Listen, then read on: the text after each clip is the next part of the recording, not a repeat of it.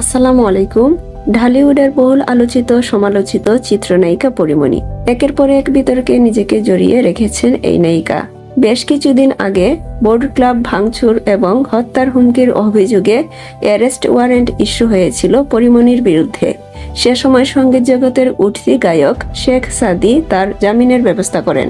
কিছুদিন আগে সাদির একটি পোস্টকে কেন্দ্র করে আবারও চর্চিত হয় এই নায়িকা। অবশেষে আবার নিজের কিছু ভিডিও এবং ছবি সামাজিক মাধ্যমে পোস্ট করেও হচ্ছেন ব্যাপক সমালোচিত। সম্প্রতি সামাজিক যোগাযোগ মাধ্যমে নিজের বেশ কিছু ছবি এবং ভিডিও পোস্ট করেন পরী, যেখানে তাকে খুঁজে পাওয়া যায় বেবি বাম্প অবস্থায়। নেটিজেনদের মনে প্রশ্ন জেগেছে, তবে কি আবারও মা হতে চলেছেন পরীমণি? পোস্টের ক্যাপশনে নিজের ব্যবসা প্রতিষ্ঠান বডির পণ্য অর্ডারের জন্য আগ্রহী ক্রেতাদের আমন্ত্রণ জানান পরী।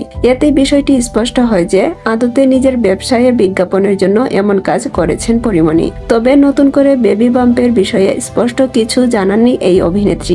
এদিকে পরীর এমন পোস্ট দেখে বিরূপ প্রতিক্রিয়া দেখা গেছে নেটিজেনদের মধ্যে।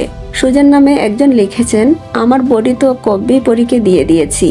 আরেকজন লিখেছেন, পরীমণি আর ভালো হলো না।